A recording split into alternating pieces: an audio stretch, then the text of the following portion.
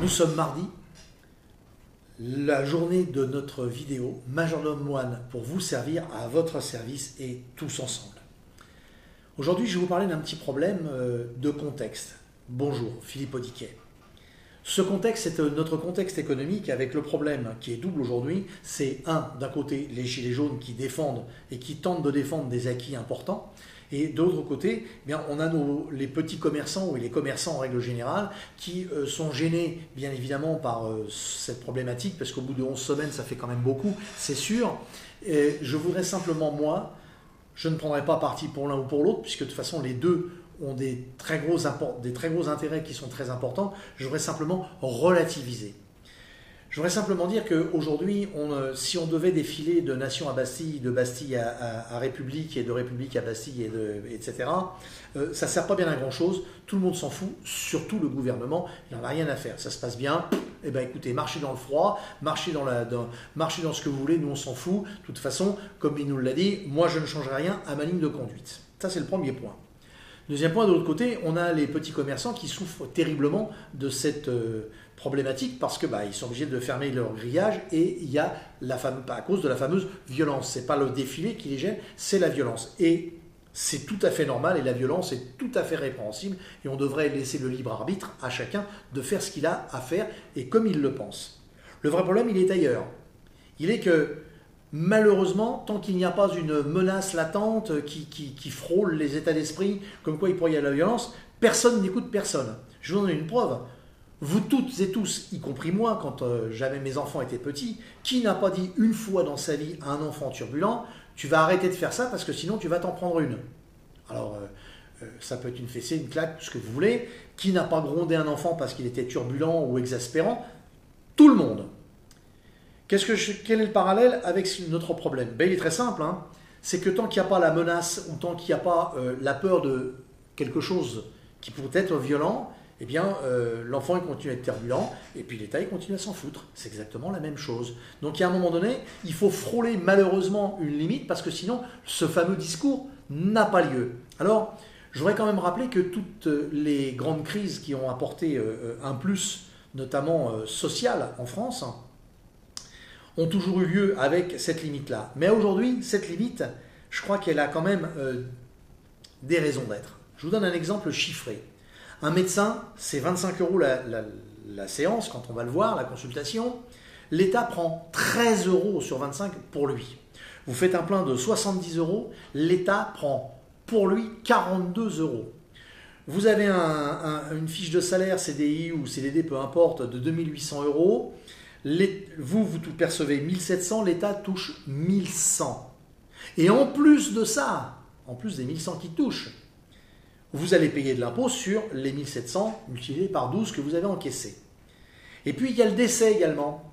Quand quelqu'un décède, vos parents décèdent, on imagine qu'ils se sont achetés une maison à crédit. Donc pour payer leur crédit, ils ont été obligés de montrer leur feuille d'impôt. Donc ils ont bien payé leurs impôts et derrière, après avoir payé leurs impôts, ils payent leur crédit. On imagine que la maison vaut 300 000 €, vous êtes un enfant, vous en héritez. Vous avez un abattement parce que vous êtes un enfant, c'est super. Néanmoins, si la valeur était par exemple de 300 000 €, l'État vous ponctionnera quand même 20%, soit 60 000 €, alors que tout avait déjà été payé en amont. C'est un gouffre financier sans fin. Alors effectivement, il y a un moment donné, il y a une exaspération qui est très lourde et très forte. Qu'est-ce qu'on peut y faire? Il n'y a pas grand-chose. Pas grand-chose parce que de toute façon on n'est pas assez important, sauf qu'on est en très très grosse masse et que d'un seul coup la peur règne dans les couloirs de l'État et se dit il faut faire très attention, il se passe quelque chose qui pourrait être très très embêtant et très pernicieux sur le long terme.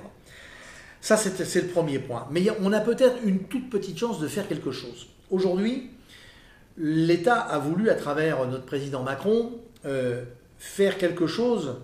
Je ne sais pas si ça aura une utilité, j'ai du mal à croire d'ailleurs que ça aura une utilité, mais c'est de faire un fameux grand débat. Dans ce grand débat, il y a 34 questions qui sont posées, on peut y répondre. Et ces questions, on peut y répondre soit à la mairie, soit par Internet, soit en participant à une réunion. Faites comme vous voulez, mais il faut y aller.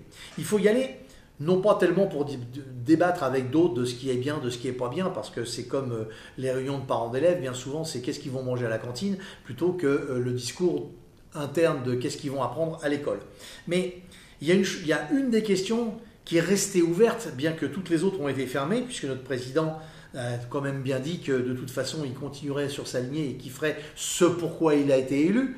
En fait, il n'a pas été élu, il a été élu par moins de 20% de la population française et il a été élu par défaut. Et élire quelqu'un par défaut, c'est élire quelqu'un en disant on ne veut pas de celui-là, donc comme il n'y a que 2 possibilités, on prend celui qui reste. Alors la solution, parce que la question elle est restée dans les 34, eh bien c'est peut-être le fameux vote blanc dont je vous ai déjà parlé.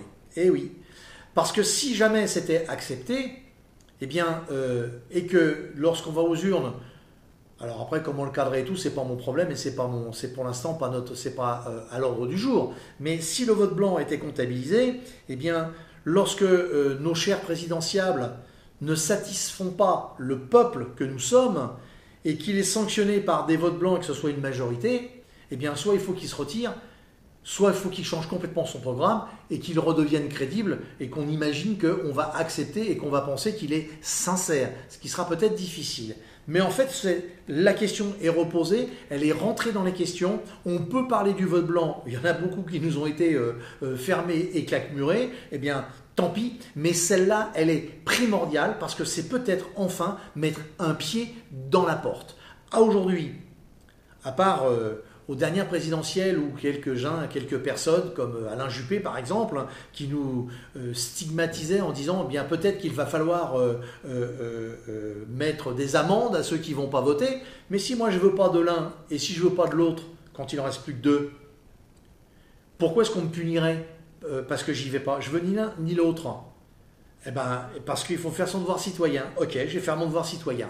Mais si mon devoir citoyen fait que je n'aime toujours pas A ou B, eh bien laissez-moi mettre un vote blanc et comptez-le ce vote blanc. Parce qu'il a une valeur, il a une importance que je me suis déplacé. Alors, on a peut-être une petite page intéressante, une petite page qui vaut la peine d'être vécue. Et peut-être que ça aura un impact si tout le monde le fait. Alors, moi le débat est ouvert. Une fois de plus, donc un gros pouce, vous likez, vous mettez surtout vos commentaires et vous ouvrez le débat, c'est très important. Et puis partagez à fond cette vidéo-là plus que peut-être d'autres parce que c'est peut-être maintenant qu'il va falloir réagir. On a une petite porte, comme on dit en astronomie, quand une fusée part en l'air, on a une fenêtre de tir, il faut en profiter, il faut qu'on soit tous sur ce sujet-là. Après, le faire aboutir et l'améliorer, ce sera autre chose. Mais déjà, dans un premier temps, si le vote blanc était comptabilisé, peut-être que nos hommes politiques commenceraient, si ça aurait une redondance, à s'occuper de nous.